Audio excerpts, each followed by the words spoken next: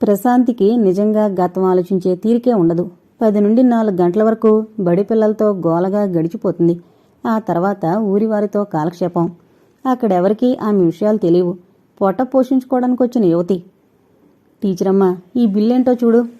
పంతులమ్మ, మా అమ్మాయికి ఉత్తరముక్క రాసి పెడతావు? టీచరక్క, నీలా చక్కగా ఆది సరిపోయే జాకెట్టు కత్తిరించవు అనే పిల్లలు. తనకు తెలియని ఎన్నో విషయాలు వారి నుండి నేర్చుకుంది. వచ్చాక వారం రోజులు హెడ్ మాస్టర్ ఇంట్లోనే భోజనం చేసింది. ఆయనకున్న ఒక్క కూతురు ఎక్కడో దూరానుందట, అందుకే వదలలేదు. అతను వికారాబాద్ వెళ్ళినప్పుడు ఆమెకు కావలసిన సామాన్లు కొని తెచ్చాడు. ఒత్తుల స్టవ్ ఎంతకు వెలిగించడం రాదు. నేల మీద కూర్చుని కాళ్ళు పీకుపోతున్నాయి. అగ్గిపెట్టి అయిపోయింది. ఛీ, మనిషికి అన్ని పనులు వచ్చి తీరాలి అనుకుంది. నువ్వు లేక 10 సంవత్సరాలు పూర్తిగా లేని సీతాలొచ్చి నిమిషంలో స్టవ్ వెలిగించింది. అన్నానికి ఎన్ని బియ్యం పోయాలో, నీరెంత పెట్టాలో చూపించింది. నీకు వంట చేయడం వచ్చా? ఓ, అన్నం వరుస్తాను, జొన్న రొట్టెలు, సాంబారు అన్నీ వచ్చు. 2 గదులు ఊడ్చేసరికి నడుం నొప్పి పుట్టింది. నేల సరిగ్గా తొడవలేదని తనింట్లో పని మనిషిని మానిపించిన ఘట్టాలు గుర్తుకొచ్చాయి. పిల్లలతో సరదాగా పనులన్నీ నేర్చుకుంటోంది. ఒక్కోసారి నవ్వుకునేది. వారికి తను గురువా? వారే తనకు గురువులా? తను ఏం నేర్పుతుంది? అంతకంటే విలువైన జీవిత పాఠాలు నేర్పుతున్నారు. నీళ్ళిలా తోడాలక్క. ఒక అమ్మాయి చూపిస్తే బట్టలెలా పిండాలని రెండో అమ్మాయి చూపించేది. అక్కడుండే రాజకీయాలు అక్కడ ఉన్నాయి. వారిలో నిష్కల్మషం, నిరాడంబరత, నిస్వార్థం ఎంతో నచ్చింది. అవతల మనిషికి తోచిన సాయం చేస్తారు. ఈ మధ్య పెంచుకున్న పొడవు జుట్టు మరీ ఇబ్బందిగా తయారైంది. హెడ్ మాస్టారి భార్య తల రుద్దుతాననేది. ఛీ, ఎలా? పరికిణి వేసుకుని కూర్చో, ఆ జుట్టంతా ఎలా పాడైపోయిందో. ఆమె ఆప్యాయతకు కళ్ళు చెమర్చేవి. హెడ్ మాస్టారింటి వసారాల్లోనే ఉండేది కాబట్టి పెద్దగా భయపడాల్సిందేం కనిపించలేదు. బయటికి వెళ్లేది. ఇంటింటా సమస్యలే. అయినా వారు తృప్తిగా ఉన్నారు. ఎందుకు? శ్రమజీవులకు గోరంతలు కొండంతలుగా చేసుకునే అలవాట్లేదు, అందుకే కాబోలు. ఎందుకు సీతాలు? పొన్నమ్మ ఏడుస్తోంది. రాత్రి ఆమె మొగుడు తాగొచ్చి కొట్టాడక్క, అందుకే ఆ శోకాలు. పాపం అనుకుంది. మర్నాడు ఇద్దరూ నవ్వుకుంటూ పొలాలకు వెళుతున్నారు. ఆశ్చర్యంగా చూసి ఆ మాట అడిగితే అక్కడ పిల్లలు అదేం వింత అన్నట్టు నవ్వుకున్నారు. మొగుడు పెళ్ళాలన్నాక కొట్టుకోరా ఏం? అదేం మనసులో పెట్టుకుంటారా జీవితాంతం? అక్కడే తోట పని చేసే లచ్చమ్మంది. లచ్చమ్మ కూడా ఓ గురువే. అది కాదు లచ్చమ్మ, మర్నాడు మరిచిపోయే కాడికి అంతలా శోకాలు తీసిందేం? బాధ ఎలా తగ్గిపోతుందమ్మా? గట్ల ఏడవకపోతే, మనసులో కుమిలిపోతే ఆరోగ్యంగా ఉంటారా? నలుగురు వింటే మర్యాదగా ఉంటుందా? కొట్లాట్లు గొడవలు లేని సంసారం ఎక్కడుంది తల్లి అని పనుదిలి ఆమెను 2 నిమిషాలు చూసింది. ఎన్న పూసలాంటి మనసు, మా మనవడితో కొట్లాడవులే అంది. మీ మనవడా? అతనెవరు? కంగారుగా అడిగింది. చెట్లకు నీళ్లు పోయడానికి సాయంగా వచ్చిన అమ్మాయిలు పక్కున నవ్వారు. అది కాదక్క, మా కాబోయే బావగారు.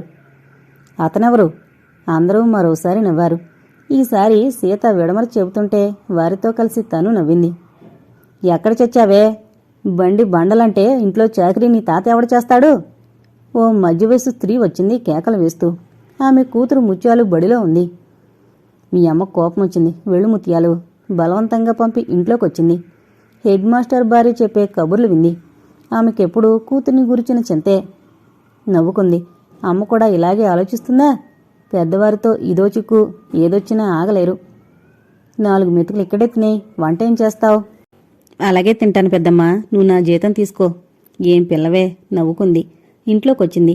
ఒంటరిగా ఏం వండుకోవాలనిపించలేదు. పాలు తాగి పుస్తకం పట్టుకోగానే ముత్యాలు కనిపించింది. ఓ తట్టలో సీతాఫలం పండ్లు, రెండవ చేత్తో రుద్రాక్ష పూల మాల పట్టుకుని నిల్చుంది. ఏం ముత్యాలు, అమ్మ కోపడి పిలుచుకుపోతే మళ్ళీ వచ్చావా? అక్క, నీకు పూలివ్వాలని. ఈ గుడ్లు పండ్లు చూడు, తీయగా ఉంటాయి. నీ ప్రేమలా నవ్వింది. పో, ఆ పిల్ల సిగ్గుపడింది. ముత్యం, నేనంటే ఎందుకింత అభిమానం? నువ్వు అందంగా ఉంటావు, మంచిదానివి. పక్కున నవ్వింది ప్రశాంతి. నీ ఒక్కదాన్నోట విన్నాను ఆ మాట. ఎందుకు? కావాలంటే నేను అంటాను. ఉలికి పడింది. ఎవరిదా కంఠం? తనకు అత్యంత ప్రియమైంది. మీరా? అతను ప్రశాంతినే చూస్తున్నాడు. చక్కనమ్మ చిక్కిన అందమే అన్నట్టు ఎంతో అందంగా కనిపిస్తోంది. అక్కడ ముత్యాలు లేకపోతే 2 చేతులతో ఎత్తి గిరగిరా తిప్పేవాడు. ఎప్పుడొచ్చారు? నిమిషం క్రితం. ప్రసన్నంగా చూశాడు. మీరు మాట రావడం లేదు. అతన్ని చూసి నిగ్రహించుకోవడం ఎంత కష్టమో తెలుసు. నేనే. ఎలా ఉంది అజ్ఞాతవాసం? మీరు కనిపెట్టేశాక ఇంకా ఎక్కడేడ్చింది? నవ్వుతూ జవాబు చెప్పింది. కూర్చోమంటావో వద్దా? ఎవరో వచ్చారట. ఎవరే అమ్మాయి? హెడ్ మాస్టారి భార్య వచ్చింది. ఏం చెప్పాలో తెలియలేదు. ఆ క్షణంలో ఎవరూ రావడం ఇష్టం లేదు. ముత్యాలు ఇద్దరినీ మార్చి మార్చి చూస్తోంది. ఎవరందమెక్కువో? వచ్చినతను ఎవరో గ్రహించింది ముత్యాలు. పల్లెటూరి అమ్మాయిలు అమాయకులేం కాదు. వెంటనే ఈ వార్త అందించడానికి పొరుగెత్తుకు వెళ్ళిపోయింది. అలా చూస్తావేం ప్రశాంతి? తిరిగి ఆవిడ ప్రశ్నించింది. అది కాదు పెద్దమ్మా, మా వదిన అన్నగారు ఈయన తడబాటుతో చెప్పింది. ఆవిడ ముత్యాల్లాగానే మార్చి మార్చి చూసింది. వెంటనే ఆవిడ పేదాలపై చిరునవ్వు వెలసింది. మంచినీళ్ళిచ్చి మాట్లాడుతూ ఉండు, నేను వంట చేస్తాను. మీ మాస్టర్ గారు రాలేదు. రాగానే అందరూ భోంచెద్దురుగాని. వచ్చినంత వేగంగా ఆవిడ వెళ్ళిపోయింది. ప్రశాంతికి ఇంకా స్పృహొచ్చినట్టు లేదు. ప్రశాంతి! ఆమె హృదయం కొట్టుకోసాగింది. ఆ పిలుపులో అంత మధురతుందేం? అందరూ పిలుస్తారు కానీ ఇతని పిలుపు అయస్కాంతంలా లాగుతోంది. మరుక్షణంలో అతని చేతుల్లో ఉండేదే. దయచేసి నాన్నను వదిలే ప్రశాంతి. నీ నష్టజాతకంతో మా అదృష్టాన్ని పరీక్షించుకో అని అరుణ కోటి గొంతుకలతో అరచినట్టు వినిపించింది. అక్కడే ఆగిపోయింది. ఆమె ప్రతి కదలిక గమనించే మన్మోహన్ ముందుకు పరిగెత్తి ఆమెను పట్టుకున్నాడు. నా దగ్గరకు రావడానికి అంత సంకోచం ఎందుకు? మీకు తెలీదా? ఆ క్షణం అలాగే అతని చేతుల్లో ప్రాణం పోతే బావుండనిపించింది. అమ్మ పోయిందన్న ఆవేశంలో అరుణన్న మాటల కాంతి విలువిచ్చి వచ్చేస్తావా? నీకు తెలీదు, నాదే దురదృష్ట జాతకం. అలాగా? అతను నవ్వుతూ ముందుకు వంగాడు. ఇద్దరూ ప్రపంచాన్నే మరిచిపోయారు. ఏం పిల్ల, ఒక్కనాడన్నా సంబంధం నిశ్చయమైందని చెప్పిందా? నీ సోదే గాని ఎదుటివారిని ఎప్పుడు మాట్లాడిస్తావే? హెడ్ మాస్టారు దంపతుల స్వరం దగ్గరైంది. అతను స్పృహలోకొచ్చినట్టు ఆమెను వదిలి తనలో రేగిన సంచలనం కనిపించకూడదని మంచం మీద కూర్చుని ముఖానికి పేపర్ అడ్డు పెట్టుకున్నాడు. ఎవరో వచ్చారటమ్మా? ఆయనొచ్చాడు. ప్రశాంతి ఇరకాటంలో పడింది. ఒకే ఒక మంచం, అది హెడ్ మాస్టర్ ఇచ్చిందే. ఆయన్ను ఎలా కూర్చోబెట్టాలి? రండి మాస్టారు, మోహన్ మా హెడ్ మాస్టరు పరిచయం చేసింది. అప్పుడే అతని రాక గమనించినట్టు అతను పేపరు పక్కన పెట్టి నమస్కరించాడు. అదే మంచంపై ఇద్దరూ కూర్చుని కబుర్లు మొదలుపెట్టారు. ఎక్కడ పనిచేస్తావు బాబు? యూనివర్సిటీలో రీడర్గా పనిచేస్తున్నాను. చాలా సంతోషం. మరి అమ్మాయిని ఈ మారుమూలకు పంపారేం? ఆ అమ్మాయికి చదువు సంధ్యలున్నాయి, అనుభవం తక్కువ. దేశంలో ఇలాంటి పల్లెలుంటాయని ఊహించుండదు. అనుభవం సంపాదించాలని పంపాం. అతను హాస్యానికన్నా ఆ మాట తన పట్ల అక్షరాలా నిజమనుకుని నవ్వుకుంది ప్రశాంతి. నిజమేనాయనా, ఇద్దరూ పెద్దవారయ్యారు, ఆలస్యం కూడదు అని చెప్పాడు. కార్తీకంలోనేనండి పెళ్ళి. నాకు ముహూర్తాలు బలాలు అని నమ్మకం లేకపోయినా పెద్దవారికి ఉంటాయి కదా. ఇక ఆ సంభాషణ వినలేను అన్నట్టు ప్రశాంతి లోపలికి వెళ్ళిపోయింది. ఆమె సాయంతో మరో అరగంటలో వంట అయింది. ఇద్దరూ భోజనాలు చేశారు. మా అల్లుడు అమ్మాయి దూరదేశంలో ఉంటారు బాబు. ఈరోజు మీరిలా ఉండి భోంచేస్తుంటే నాకెంత ఆనందంగా ఉందో పెద్దావిడ తృప్తిగా అంది. ఇక నుండి మేం చిన్న కూతురు చిన్నలుడుగా ప్రతి పండక్కి వస్తానులేండి. అంతకంటేనా? ప్రశాంతికి మన్మోహన్ మాటలు అంతులేని ఆవేదన అశాంతిని కలగజేస్తున్నాయి. ఒక వంక హెడ్ మాస్టారు దంపతుల అభిమానానికి ఆశ్చర్యపోతోంది. ధనం ఉన్న చోట దయ దాక్షిణ్యాలు ప్రేమ ఆదరణ ఎందుకు కొరవడతాయి? భోజనం పూర్తి కానివ్వు, తర్వాత ఆలోచిద్దు. తలెత్తింది. మాస్టర్ లేచారు. అతను లేస్తున్నాడు. అతని ముఖంలో తృప్తి చూశాక మనసు కలుక్కుమంది. ఏ పరిస్థితుల్లోనూ తను అతని వివాహం ఆడనని తెలిస్తే అతని స్థితి ఎలా ఉంటుంది? అదేంటమ్మాయి మజ్జిగ పోసుకోలేదు? రోజు ఇదే తంతు. నాకేం తెలుసు ఆమె మనసు మరో చోటు ఉంటుందని? పో పెద్దమ్మా, నీకు హాస్యంగా ఉంది. త్వరగా లేచి మీ వాటాలో కూర్చో. మగవారిద్దరికీ పక్క వేస్తాను. ఇద్దరూ గదిలోకొచ్చారు. ముత్యాలు తెచ్చిన సీతాఫలాలు అతని ముందు పెట్టింది. భక్తురాలు నీకు తెచ్చింది. ఈ భక్తురాలు మీకు సమర్పించుకుంటోంది అంది నవ్వుతూ. సీతాఫలాలేనా అన్నాడు. సమస్తము ఏనాడో సమర్పించింది. అందుకేలా పారిపోయి వచ్చావు కాబోలు. నీ క్షేమం కోరి మోహన్ అతని చేతిని తన రెండు చేతులతో పట్టుకుంది గట్టిగా పదిలంగా. అరుణ పొరపాటుగా అంది. తన పొరపాటు తెలుసుకుంది. లేదు, మీకోసం అలా అంది. ఆమె అన్నా అనకపోయినా నాకే ఓ మూఢ నమ్మకం ఉంది. వివాహయోగం లేదు. ఇదివరకు తప్పిపోలేదా? బలవంతంగా జరిగినా ఏం అనర్థం జరుగుతుందో అంది దిగులుగా. ప్రశాంతి, నా కోసం నువ్వు అలాంటి శంకలు వదిలిపెట్టు. ఆమె చేతిలో ఉన్న తన చేతిని ఆమెను దగ్గరకు లాక్కుంటూ అన్నాడు. లేదు, వివాహం చేసుకోవడం తప్ప మీరేం చేయమన్నా చేస్తాను అంది. ఆమె మొండితనం పట్టుదల అతను ఎరగంది కాదు. నిజం, ఏం చేయమన్నా చేస్తావు కదూ? అడిగి చూడు. అడిగాక కాదంటే? అతని వాలకం చూస్తే గుండె జల్లుమంది. అడగకూడంది అడిగితే తను మాటిచ్చేసిందాయే. ఆమె భయం గ్రహించినట్టే ఆమెను వదిలేశాడు. అసమంజసమైన కోరిక కోరతానని భయం వద్దు. నాకు చాలా గర్వంగా ఉంది నీలాంటి స్నేహితురాలు ఉన్నందుకు. అది నిజమో వ్యంగ్యమో తెలియలేదు. పోనీ ఈ ఒంటరితనం భరించలేకుండా ఉన్నాను. ఏదైనా పరిష్కార మార్గం చెప్పు. వివాహం చేసుకోండి. ఎవరిని? నేను చెప్పిన వారిని చేసుకుంటారా? చెప్పి చూడు. ఉమన్ చేసుకోండి. అలాగే. అతను మరేం మాట్లాడలేదు. ఆలోచిస్తూ పైకప్పు కేసి చూడసాగాడు. అబ్బాయి ఆకు ఒక్క. మాస్టర్ గారి భార్య వచ్చింది. అతను లేచి నిలబడ్డాడు. నాకు అలవాట్లేదండి అని ఆమె వెనకాలే వెళ్ళి తన కోసం వేసిన పక్కపై పడుకున్నాడు. దీపం చిన్నది చేసి వృద్ధులు నిద్రపోయారు. అరగంట తర్వాత మన్మోహన్ కూడా నిద్రపోయాడు. ప్రశాంతికి నిద్ర పట్టలేదు. ఆలోచిస్తూ గంటలు గడిచిపోయేది కూడా గమనించలేదు. పాపం చిన్నపిల్ల బాబు 7 దాటితే గాని లేవదు. నేను మొదటి బస్కు వెళ్ళిపోవాలండి. మన్మోహన్ కంఠం వినిపించింది. అతను వస్తాడు. రాత్రి తలుపు వేసుకున్నందుకు కోపగిస్తాడు. లేచి తలుపు వెయ్యాలనుకుంది. లేవలేకపోయింది. అతను రానే వచ్చాడు. నిర్వికారంగా చనువుగా మంచం చివర కూర్చున్నాడు. ఆమెను పరీక్షగా చూశాడు. రాత్రంతా నిద్రపోలేదు కదూ? లేదు, ఇప్పుడే లేచాను. ఇంత చిన్న విషయంలో అబద్ధం ఎందుకు? నువ్వు కోరినట్టే జరుగుతుందిగా. విచారం దేనికి? విచారమా? లేదే. మీరు వెళతామన్నారు. టీ తెస్తాను. అతను తన ముఖం చూడరాదని లేచింది. మొహం కడుకునొచ్చింది. టీ ఇవ్వగానే అతను వెళ్ళడానికి లేచాడు. నా మీద కోపం లేదుగా? అడిగింది. నవ్వుతూ వెళ్ళిపోయాడు. నామ మాత్రానికి అడగడానికి వచ్చాడు గాని నిజంగా అతనికి తనపై ప్రేముంటే ఆ భావం వ్యక్తం చేయడు, బాధపడ్డు.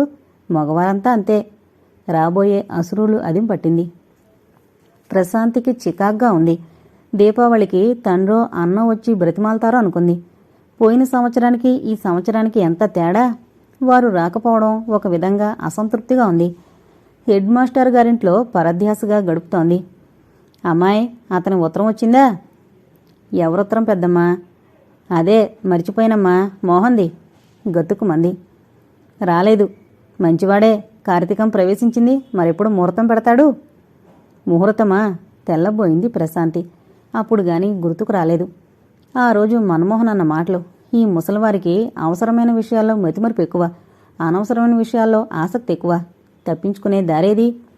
ఈ రుద్రాలకి ఏం జవాబు చెబుతుంది? మన్మోహన్పై అంతులేని కోపం వచ్చింది. ఈ కాలపు పిల్ల ఎంత? ఏదీ జ్ఞాపకం ఉండదు. ముసుముసుగా నవ్వుకుంది. ఆ రోజు మధ్యాహ్నం ఆఫీసులో హెడ్ మాస్టర్కు సహాయం చేస్తోంది. పే బిల్సు, రిపోర్ట్లు అన్నీ చేస్తోంది. ఏమ్మా, ఇంకో టీచర్ని పంపమని రాయినా? మీకు అవసరం అనుకుంటే రాయండి. మరి వివాహం అయిన తర్వాత ఆ అబ్బాయి నిన్ను ఇక్కడే ఉంచుతాడా? నువ్వు వదలగానే ఈ ఊరు రావడానికి ఎవరు సిద్ధంగా ఉంటారు? భగవంతుడా అనుకుని ఆయన్నే చూడసాగింది. అతను కళ్ళజోడు సవరించుకున్నాడు. ఈ ఊరు నేను పుట్టి పెరిగిన ఊరమ్మా. ఏ గొప్ప కార్యం చేయలేకపోయినా ప్రాణం ఉన్నంతవరకు ఈ ఊరికి నా చేతనైంది చెయ్యాలని, ఈ అమాయకులు పెద్ద పదవులు అలంకరించకపోయినా ఏదో వడ్డీ వ్యాపారస్తులచే మోసపోకుండా ఉండాలని.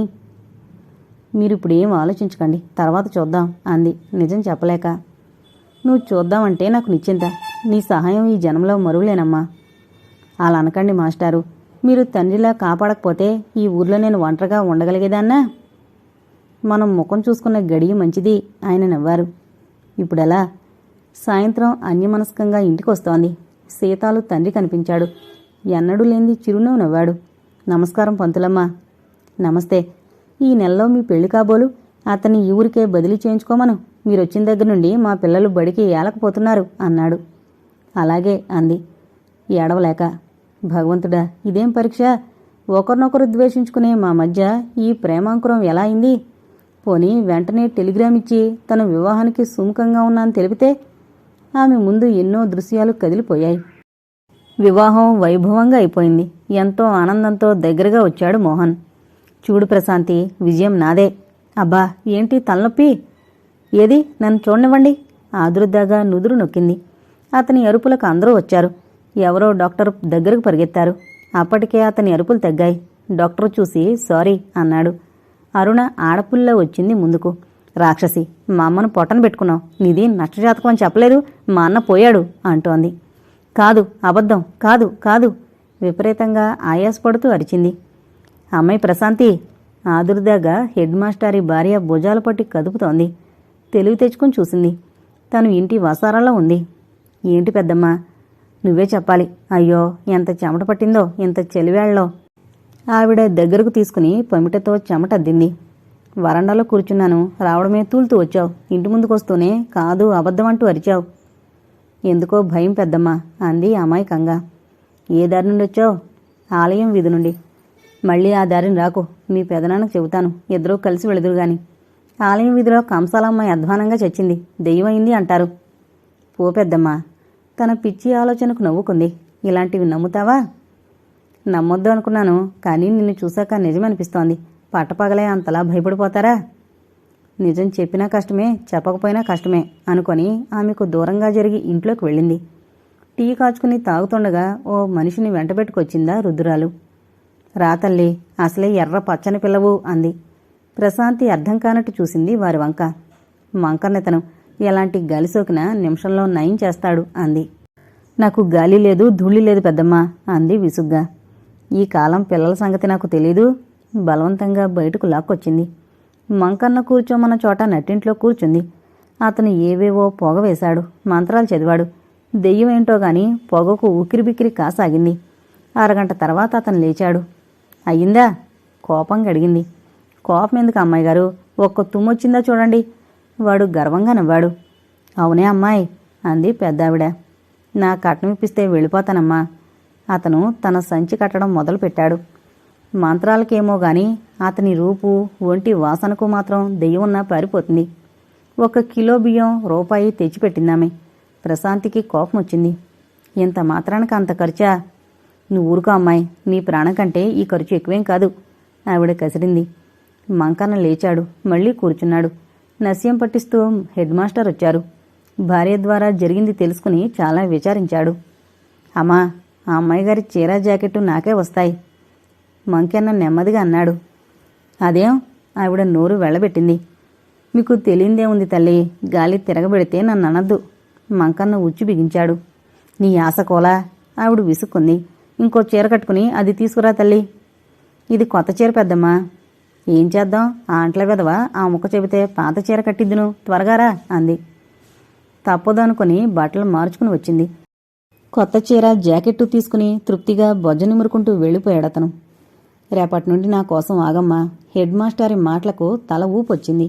తన ఊహ ఎంత ప్రమాదం తెచ్చింది. 2 రోజుల్లో మరో 10 మంది అడిగారు. ఈ ఊరు విడిచిపోవడం తప్ప గత్యంతరం లేదు అనుకుంది. అక్క, ఏ ముత్యాలు? చదువుతున్న పుస్తకం పెట్టుపై పడేసి లేచి కూర్చుంది. నేను నీ పెళ్ళికొస్తానక్క.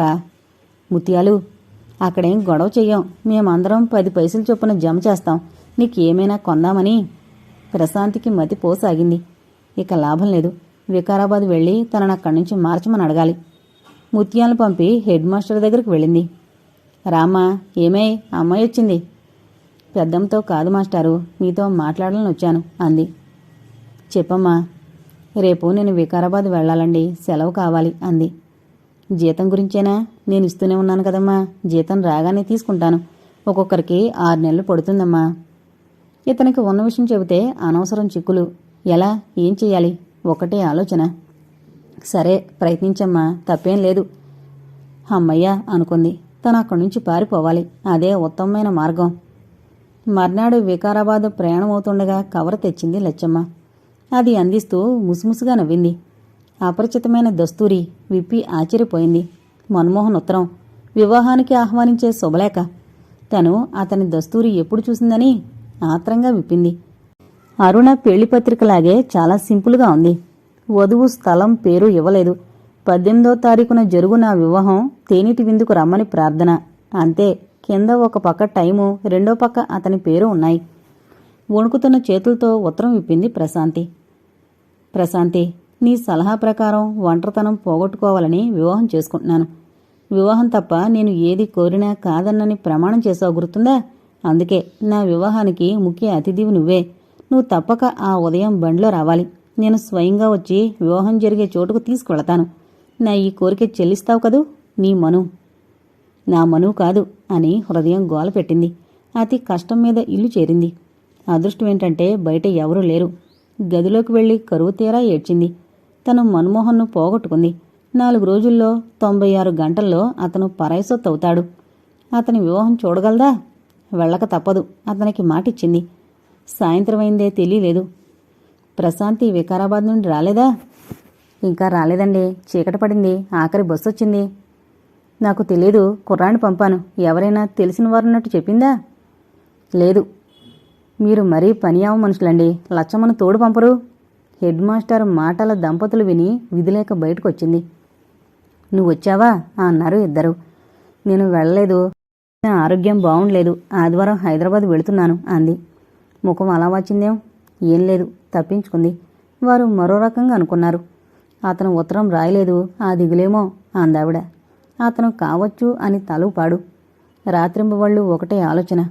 చివరకు మన్మోహన్ తృప్తి కోసం వెళ్లడానికే నిశ్చయించుకుంది. నాంపల్లి స్టేషన్లో బండాగింది. ప్రశాంతి గుండెలు కొట్టుకోసాగాయి. జనం కిటకిటలాడుతున్నారు. అందరిలోనూ ప్రత్యేకమైన రూపం మన్మోహన్ది. ఆమెకు చెయ్యూపాడు. అతని ముందు తన బేల్తనం ప్రదర్శితం కారాదని నిగ్రహించుకుని బండి దిగింది. అతను చిరునవ్వుతో స్వాగతం పలికాడు. ఆ రోజు మరీ ప్రత్యేకంగా కనిపించాడు. తెల్లని దోవతి లాల్చీలో మళ్లీ మళ్లీ చూడాలనిపిస్తోంది. కళ్లల్లో కాంతి చెంపలపై పడి ఆకుపచ్చని జడలినినట్టు భ్రమ కలగజేస్తోంది. సామాన్లున్నాయా? అంది. పద. అతని వెనకాలే బయటకొచ్చింది. కొత్త కారుంది. దానికి సన్నగా పూలదండలున్నాయి. ఎవరిది కారు? అరుణ భర్తది. మరో గంటలో ముహూర్తం ఉంది. ఏర్పాట్లు చూడకుండా నా కోసం వస్తే అందరూ ఏమనుకుంటారు? ముఖ్యంగా ఉమా అంది కారులో కూర్చుంటూ. అతను వెళ్లి స్టీరింగ్ తీసుకున్నాడు. అంతా అత్తగారింటి వారే తయారు చేస్తున్నారు. నా పని పెళ్లికూతురికి 3 ముళ్ళు వేయడమే నవ్వుతూ అన్నాడు. తనే కాదనంది. అంత మాత్రాన బాధ ఉండదా? అతను అలా నవ్వుతాడేం? అతనికేం అనిపించడం లేదా? కారు వెళ్లి ఖైరతాబాద్ హనుమాన్ మందిరం ముందు ఆగింది. అక్కడ చాలా ప్రశాంతంగా ఉంది. ఈ పరిసరాలకు నీ రాక తెలుసు చిలిపిగా నవ్వాడు. అందుకే ప్రశాంతత అన్నట్టు చూశాడు. ప్రయాణం కులాసాగా జరిగిందా? తిరిగి చూసింది. అరుణ ఉమ నిల్చునున్నారు. వారికి కొద్ది దూరంలో ఏవో పనులు పురమాయిస్తూ అరుణ భరతున్నాడు. మన్మోహన్ ముఖ్య స్నేహితులు సునంద అక్క బావ ఉన్నారు లోపల. ఉమకేసి చూసింది. ఆమె నవ్వింది. మన్మోహన్ను గెలిచానని కాబోలు నవ్వు అనుకుంది. ఉమా అరుణ ఒకే రకంగా తయారయ్యారు. ఆరెంజ్ బార్డరున్న కంచిపట్టు చీరలు కట్టుకున్నారు. పగడాల నెక్లెసులతో చూడ కళ్ళు చాలువు అనిపించేలా ఉన్నారు. కాబోయే వదిన మరదళ్ళు అయ్యారు అనుకుంది. రా. మన్మోహన్ పిలిచాక వారిని అనుసరించింది. ఈ అమ్మాయి మరదలా? నువ్వేనా అని అనుమానంగా ఉంది. గలగలా నవ్వుతూ సునంద అక్కొచ్చింది. ఎందుకో ఆ అనుమానం. ఆడపుల్లే గర్జించే అమ్మాయివేనా అని. వదినగారు, నా సంగతేమో గాని నువ్వు చాలా సంతోషంగా ఉన్నావు. నీ సోదరుడు ఆడబిడ్డ కట్నం దండిగి ఇప్పిస్తున్నాడేమిటి? లేని ఉత్సాహం తెచ్చుకుని అడిగింది. అసలు 3 ముళ్ళు పడే వరకు వాడికే టికానా లేదు. నాకేమిపిస్తాడు? పద పెళ్ళికి. ఇలా సాదాగా ఉంటావా? ఉంటే భోజనం పెట్టవా? నవ్వుతూ లాక్కుపోయింది. మండపం దగ్గర ఏదో అంటున్నాడు మన్మోహన్. ఉమ విరగబడి నవ్వుతోంది. వాళ్ళిద్దరూ చాలా సన్నిహితంగా నిల్చున్నారు. ఇంకా కొన్ని గంటలు ఆగలేరు కాబోలు. బడాయి కాకపోతే నాకు చూపించాలనా? కసి, రోషం, ద్వేషంతో మనసు ఉడికిపోసాగింది. హఠాత్తుగా ఇద్దరూ ప్రశాంతిని చూశారు. అదే చెరగని నవ్వుతో మన్మోహన్ చూస్తున్నాడు. ఉమ తనని తాను సంభాళించుకుంది. రా ప్రశాంతి, బట్టలు మార్చుకుందువు గాని. ఎవరన్నా అడిగితే పని మనిషిని చెప్పు. నేను ఇలాగా ఉంటాను రోషంగా అంది. ఉమ వెళ్ళిపోయింది. మన్మోహన్ దగ్గరగా వచ్చాడు. ప్రశాంతి, ఏంటి? నీలో మొదట చూసిన కోపచ్చాయలు ఇన్నాళ్లకు మళ్లీ కనిపిస్తున్నాయి. వెళ్ళి బట్టలు మార్చుకో. నా ఇష్టప్రకారంగా అందరికీ ఒకేలాంటి బట్టలు తెచ్చాను మృదువుగా చెప్పాడు. తపదా? నా కోసం ఏమైనా చేస్తానన్నావు? అన్నాను కసిగాని గబగబా వెళ్ళింది లోపలికి. అప్పటికే చీర జాకెట్టు సిద్ధంగా పట్టుకునుంది ఉమా. అవి తీసుకుని ఆలయంలో వారు తీసుకున్న సత్రపు గదిలో మార్చుకుని వచ్చింది. ఉమా తలలో పూలు పెట్టింది. బాజావాళ్ళొచ్చారు. చోడ్ బాబుల్ కా ఘర్ అనే పాతపాట వాయిస్తున్నారు. బ్రాహ్మడు కూర్చున్నాడు. అందరూ మండపం దగ్గర చేరారు. మొదట ఈ పూలదండలు మార్చుకోండి. బ్రాహ్మడి కేకలు వినిపిస్తున్నాయి. పరధ్యాసగా చూస్తున్న ప్రశాంతి మెడకు చల్లగా మృదువుగా గిలిగింతలు పెట్టినట్టయింది. తేరుకుని చూసేసరికి మెడలో దండ. ఇదేం పరిహాసం అంటూ దండ తీసి అది విసిరివేయబోయింది. సరిగ్గా సమయానికి తల వంచాడు మన్మోహన్. దండ సరిగ్గా మెళ్ళో పడింది. వెంటనే ఉమ భుజాలు పట్టి పీటల మీద కూర్చోబెట్టింది. బ్రాహ్మడు మంత్రాలు చదువుతున్నాడు. ఆమె కళ్ళు వెళ్లబెట్టి చూడడం తప్ప ఏం అనలేకపోయింది. ఒకవైపు నుండి సునందబావ ఒకటే ఫోటో లాగుతున్నాడు. మంగళసూత్రాలు పట్టుకుని మన్మోహన్ లేచాడు. ఆనందోత్సాహంతో ఉన్న ముఖం మరింత అందంగా కనిపిస్తోంది. ఆమె నోరు విప్పేలోగానే ఉమ జడెత్తడం, అతను మంగళసూత్రాలు ముడివేయడం జరిగిపోయింది. కాస్త చిరునవ్వు రాని పేదాలపైకి అరుణ నవ్వుతూ అంది. చుట్టూ కలి చూసింది. ఏం జరగనట్టు అందరూ మామూలుగా ఉన్నారు. ఏంటిది? పెళ్ళి. ఉమ కొంటిగా జవాబిచ్చింది. నవ్వుతూనే ఇద్దరికీ భ్రమముడి వేసింది. లేచి హోమగుండం చుట్టూ 3 సార్లు తిరగండి. బ్రాహ్మడి ఆదేశం ప్రకారం లేచారు. తనే లేచిందో అతను లేపాడో అర్థం కాలేదు. అతని చిటికెన వేలు అందుకొని హోమగుండం చుట్టూ తిరిగారు. మన్మోహన్ ఆదేశం ప్రకారం తలంబరాల తంతు, నాగవల్లి అన్నీ తగ్గించేశారు. మీరు ఏం చేశారు? అస్పష్టంగా అంది. తర్వాత చాలా సమయం ఉంది, అమ్మకు నమస్కరించుదాం పదా. అతన్ని ఏమీ అనలేకపోయింది. ఇద్దరూ పక్కకు అరుణ వెంట నడిచారు. వారు తీసుకున్న గదిలో బల్లపై అతని తల్లి ఫోటో ఉంది. దాని ముందు అగరత్తులు వెలిగించున్నాయి. చిన్న మాణిక్యంలో జ్యోతి వెలుగుతోంది. ఇద్దరూ పటం ముందు మోకరిల్లి లేచారు. అతను లాల్చీ జేబులోకి చేయి పోనిచ్చి బంగారు గొలుసు తీశాడు. ఆనాడు అతని తల్లిచ్చింది. అది ప్రశాంతి మెళ్ళో వేశాడు. పద. ఆమె చేతిని పట్టుకున్నాడు. ఎక్కడికి? ఇంకా పెద్దల్లేరు. అంతా కలలా ఉంది. కలే, నిజం ఇలా ఉండదు అనుకుంది. మేం వస్తాం మా కారులో, మీరు వెళ్ళండి. సునంద బావ సామాన్లు లోపల పెట్టిస్తున్నాడు. ఒకవైపు ఆనందం, మరోవైపు విస్మయం, ఇంకోవైపు అతని సాహసానికి కోపం వస్తున్నాయి. అతని వెనకాలే కారెక్కింది. ముందు అరుణ, ఆమె భర్త కూర్చున్నారు. ఏదైనా అడగాలన్నా ఇబ్బందిగానే ఉంది. ఓమొచ్చి ఆమె పక్కన కూర్చుంది. ఇప్పుడైనా నవ్వమ్మ వదినా? అరుణ హాస్యం ఆడింది. ఒకసారి తలెత్తి చూసి మళ్లీ దించుకుంది. అరుణ వెనక్కి తిరిగింది. చాలా మృదువుగా మెల్లగా క్షమార్పణ కోరింది. నన్ను క్షమించొదినా. నీ రూపం, ఒకే రకమైన గుణం చూశాను. మరోవైపున్న ప్రేమమూర్తిని చూడలేదు. నాకు నిజంగా ఎంత గర్వంగా ఉందో. అన్నయ్య ఖచ్చితంగా అతని కోరిక మన్నించి వస్తావని అన్నా నిన్ను చూసే వరకు నమ్మకం కలగలేదు అంది. అప్పటికీ ప్రశాంతికి నోటమాట రాలేదు. జరిగింది నిజమని నమ్మకం కలగడం లేదు. మాట్లాడమ్మా చెల్లాయి. ఈ అన్నా చెల్లెలున్నారు చూసావు. బలవంతంగానైనా తన పంతం చెల్లించుకుంటారు. మరి ఎలా నెగ్గుకొస్తావో? అరుణ భర్త గలగలా నవ్వుతున్నాడు. మీరు నెగ్గుకు రావడంలే. అలాగే అరుణ జవాబిచ్చింది. పక్కన మన్మోహన్ స్పర్శ గిలిగింతలు పెట్టినట్టే ఉంది. ధైర్యంగా తల తిప్పి అతని వంక చూసింది. అతను రోడ్డు వంక చూస్తున్నాడు. అతను గంభీరంగా ఉన్నప్పుడు మరీ ఉన్మత్తులను చేస్తాడు అనుకుంది. ఉమ తన వంకే చూడ్డంతో ముఖం తిప్పుకుంది మెల్లగా. సంతోషం హృదయమంతా పాకి ముఖం మీద నిలిచిపోయింది. ఉమా, మీరంతా మొదటే ప్లాన్ వేశారు కదూ? చిన్నగా అడిగింది. అంతా కాదమ్మోయ్, మీ ఆయనే. పెళ్లి కూతురు లేకుండా ఏర్పాట్లేమిటి అని అందరం గోల పెట్టినా వినలేదు. Thank God. నాకైతే ఆఖరి క్షణం వరకు ఒకటే భయం. అరుణ గుండెలు పట్టుకున్నట్టు చేసింది. ఇన్ని రోజుల్లో అతని రూపం ఊహించి ఊహించి కబుర్లు చెప్పిన ప్రశాంతికి అతను పక్కనున్నా మాట్లాడాలి అనిపించడం లేదు. ఆమె హృదయంలో ఒకే ఒక భయం పచ్చి పుండులా సలుపుతోంది. ఈ వివాహం అతని పాలిట శాపం కాదు కదా. పోనీ అలాంటిదేదైనా అతనితో పాటు తను ఊహించలేకపోయింది. తన ఊహల్లో కారాగడం గమనించలేదు. ఉలికిపడి చూసింది. కారు ప్రశాంతి నిలయం ముందాగింది. ఎవరెవరో చుట్టూ చేరారు.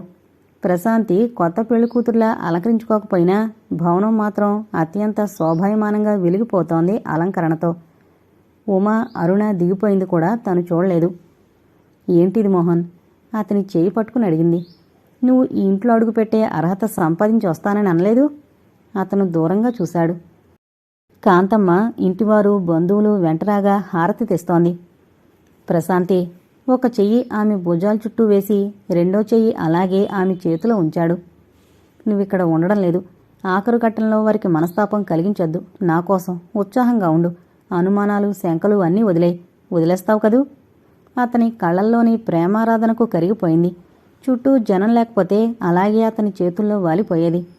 భుజాల చుట్టూ ఉన్న అతని చేతిని తప్పించుకుంటూ చిన్నగా నవ్వింది.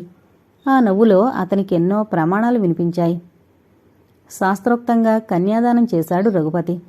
వేణు, సునందలు షామియానాలో అతిథులకు పానీయాలిస్తున్నారు. కట్నాలు కానుకలు ఏమీ వద్దని నిరాకరించాడు మన్మోహన్. స్నేహితులు బహుమతులిస్తున్నారు. వేణు కూడా పింక్ కలర్ పేపర్ చుట్టిన ప్యాకెట్టు తెచ్చి చదివించాడు. కాంతమ్మ కోరిక తీరింది. తను ప్రశాంతినిక చూడనేమో అని ఒకటే భయపడింది. అందరూ భోజనాల వైపు వెళ్లారు. వధూవరులు ఇంట్లోకి వెళ్లారు. కాంతమ్మ దిష్టి తీసి కూతుర్ని హృదయానికి హత్తుకుంది. నాకెంత పెద్ద శిక్ష వేశావే, మన్మోహన్ వాగ్దానం చేయకపోతే చచ్చిపోయేదాన్ని. ఆదరంగా ముద్దు పెట్టుకుంది. వాగ్దానమా? అవును శాంతి, అమ్మ నిన్ను గురిచిన దిగులుతో మంచం పట్టింది. మా బావగారు అనవచ్చునా? కొంటిగా చూసింది ప్రణతి. అమ్మకు నిన్ను తీసుకొచ్చి చూపుతానని ప్రమాణం చేశారు.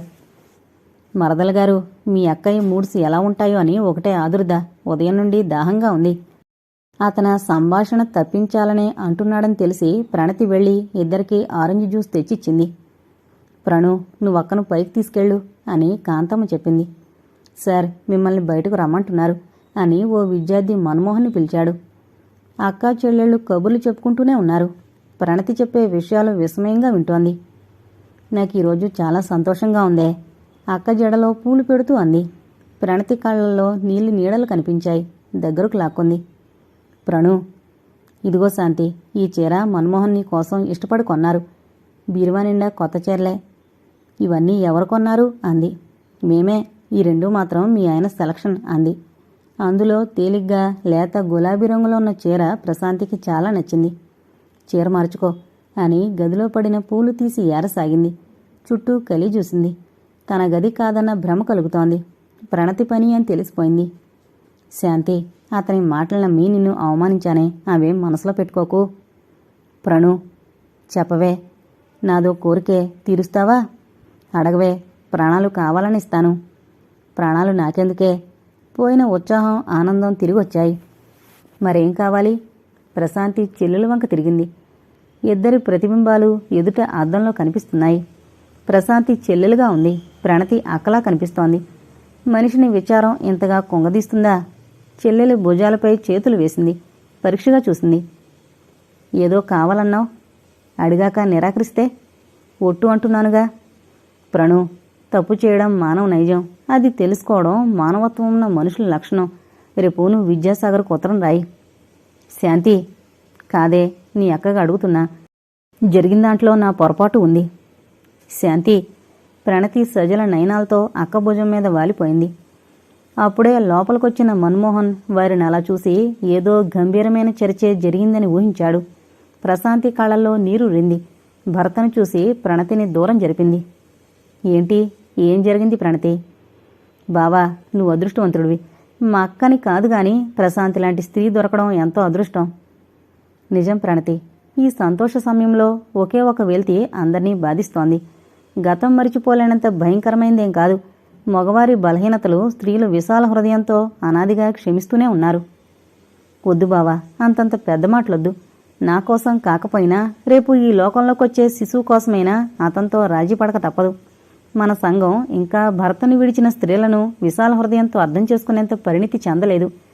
ఆమె కళ్లమట నీరు కారింది. చనువుగా ముందుకొంగి కన్నీరొత్తాడు మన్మోహన్. వస్తానే అనుకుంటూ త్వరగా గదిలోంచి బయటికి పోయింది ప్రణతి. ప్రశాంతి చెల్లెలు వెళ్లిన దిక్కే చూస్తూ నిలబడింది. భుజంపై భర్త బలమైన చెయ్యి పడగానే ఇటు తిరిగింది. ప్రశాంతి, అతని పిలుపు ఎప్పటికన్నా మధురంగా ఉంది. అంది. అతను ఆమెను దగ్గరకు తీసుకుంటూ తలుపులు వేశాడు. మీ అన్నయ్య బహుమతి ఏంటో తెలుసా? తెలుసు అన్నట్టు నవ్వింది. ఆ నవ్వులో మునుపటి కొంటెతనం చురుకుతనం కనిపించాయి. చెప్పు చూద్దాం. ఏ 25,000కో చెక్ అయి ఉంటుంది. కాదు, 50,000కు అన్నాడు. అతని నుండి దూరం జరిగి సీరియస్గా జానతో అతని పొడుగు కొలవసాగింది. ఆమె భావం గ్రహించినట్టే అతను నవ్వాడు. ఏం లాభం, అడుగుకు 10,000 కూడా గిట్టుబాటు కాలేదు. ఇద్దరి నవ్వులతో గది నిండిపోయింది. తిప్పిస్తే బావుండదు, ఏం చెయ్యాలి? మీ పేరున డిపాజిట్ చేయండి. ప్రశాంతి, తప్పే ఉంది. ఇవ్వలేమని ఏడ్చేవారిని పీడిస్తే తప్పుగాని సంతోషంగా ఇస్తున్నారు. అయినా నా ఆశయాలకే విరుద్ధం అన్నాడు. ఆమె ఏమనకుండా ఆలోచిస్తోంది. మంచంపై కూర్చుంది. అతను వెళ్లి పక్కనే కూర్చుని ఆమె లాగాడు. అతని ఒడిలో పడింది. ఏంటి ఆలోచిస్తున్నావు? ముందు కొంగాడు. మగవారిని గురించి. ఏంటో, స్త్రీ తాను వరించిన పురుషుడు కోసం తన ఆశయాలను అభిరుచులను చంపుకుంటుంది. పురుషుడు ఆపై ఆమెను మాట్లాడనివ్వలేదు. ఇద్దరూ మైమరిచిపోయారు. చాలాసేపు అలాగే ఉండిపోయారు. అతను లేచి కూర్చున్నాడు. అందరి సంగతేమో గాని నువ్వు మాత్రం అతని అనుకరించి వెకిరించింది. మీకోసం ఉంటాననుకున్నారు కాబోలు. హెడ్ మాస్టర్కు నేను మాటిచ్చాను, రేపు వెళతాను అంది. రేపు నీకంటే ముందే మా బంధువుల అబ్బాయి వెళ్ళి నీ ఉద్యోగంలో జాయిన్ అవుతున్నాడు. ఏంటి? లేవబోయింది. ఈ ఏర్పాట్లన్నీ చేశారా? నేను రాకుంటే తెలిసేది. అందమైన సమయంలో వాదనలెందుకు? నాకు నిశ్చయంగా తెలుసు నా కోసం వస్తావని. మరింత దగ్గరగా జరుపుకున్నాడు. అది నా బలహీనత కాదు, నా అదృష్టం. ఏదైనా రేపు ఒకసారి వెళ్ళి ఆ దంపతులను చూసి ఆశీస్సులు పొంది రావాలి. వారే లేకపోతే పల్లెలో ఆ అమ్మాయి గారికి ఇంకా తెలియదు కాబోలు. వారు నా చిన్నప్పటి గురువులు. నువ్వు ఊరు చేరే లోపలే నీ గురించి వార్తలందాయి. అతను కొంటిగా చూశాడు. ఆమె కళ్ళు గర్వంగా మెరిశాయి. తన 2 చేతులు అతని మెడ చుట్టూ వేసి నిశ్చింతగా కళ్ళు మూసుకుంది. అతను ఆలోచనలో పడిపోయాడు. ఒకరోజు స్నేహితులు చేసిన ఛాలెంజ్ గుర్తుకొచ్చింది. మరో జన్మెత్తిన ప్రశాంతికి దగ్గర చేరలేవని. ప్రశాంతి ఇలా తన ఒడి సమస్తం అర్పించి నిశ్చింతగా ఉందని తెలిస్తే ఏమనుకుంటారో. చక్కని చిరునవ్వు వెలిసింది అతని పెదవులపై. అతని కళ్ళు విజయ గర్వంతో మెరిశాయి. ఇంతటితో భిన్న ధృవాలు అనే నవల కంప్లీట్ అయిందండి. దయచేసి మన ఛానల్ను అందరూ సబ్స్క్రైబ్ చేసుకోగలరు. అలాగే కామెంట్స్ రూపంలో మీ అభిప్రాయాలు నాకు తెలియజేయగలరు. లైక్ కొట్టడం మాత్రం మర్చిపోవద్దు. Thank you.